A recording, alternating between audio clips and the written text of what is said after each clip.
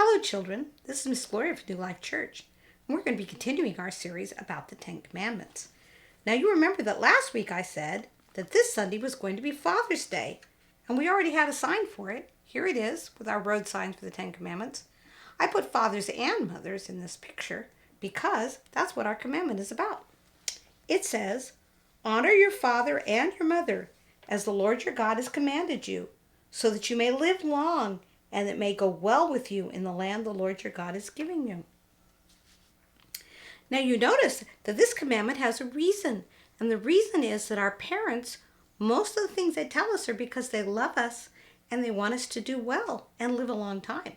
So if your mother says to you, "Don't run out in the street," you know that's because she doesn't want you to get hit by a car.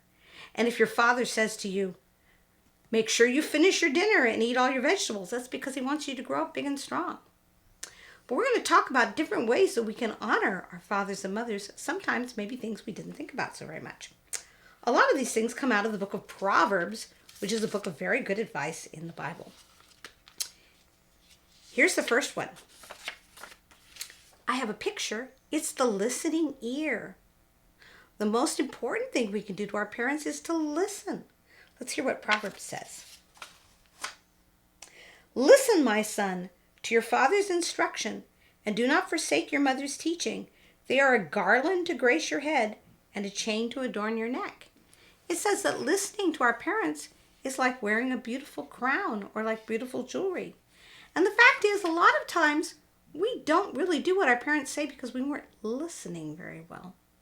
We're going to have an activity video later where we'll practice listening. But that's the very beginning.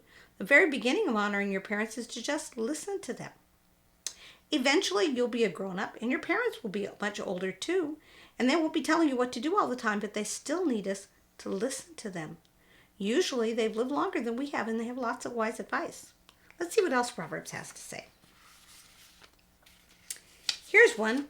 It's the kindness mouth. One way we can honor our parents is to say kind things to them. Sometimes we forget to do that. The verses that we have here in Proverbs is a little bit negative. It actually says, if someone curses their father or mother, their lamp will be snuffed out in pitch darkness. That means to say bad things to your parents is like living in the dark. You know, sometimes we get a little bit angry and we say things to our parents that we don't mean. We need to think about how can we say kind things to our parents. Sometimes our parents do things that we don't understand and maybe that we don't think are fair. But we should always speak kindly about our parents, especially to other people, but also to them. Let's think of good ways that we can say kind things to our parents. Here's another one. This one is joyful hands. You know, sometimes it isn't just doing what our parents tell us to. Sometimes honoring our father and mother is to think of things before they ask us to do it. What could we do that would make our parents happy? Maybe we can do something nice for them they weren't even expecting. Maybe we can do something before they tell us to. But you know, the main thing that makes our parents happy is that when we're happy and we're doing well in our lives, it makes our parents happier than everything. This is Joyful Hands about bringing our parents joy. In Proverbs it says, "The father of a righteous child has great joy. A man who fathers a wise son rejoices in him. May your father and mother rejoice. May she who gave you birth be joyful." So if we make good decisions, that makes our parents happier than anything. But it's also good to try to pay attention to our parents and think about what things we can do to make them happy. This last verse comes out of the New Testament, and you probably have heard this verse before because people are saying it all the time. It's from Ephesians. It says, "Children, obey your parents in the Lord, for this is right." That's why we have this picture of obedient feet. Because sometimes when we obey our parents, our feet go very, very slowly. They sort of shuffle along to show that we didn't really want to do what our parents told us to do. If we have truly obedient feet, we'll run quickly to go and do what our parents tell us to do. So we know that we need to obey our parents, and we have to remember that that's part of the commandment. In fact, this verse goes on. It says, "Children, obey your parents in the Lord, for this is right.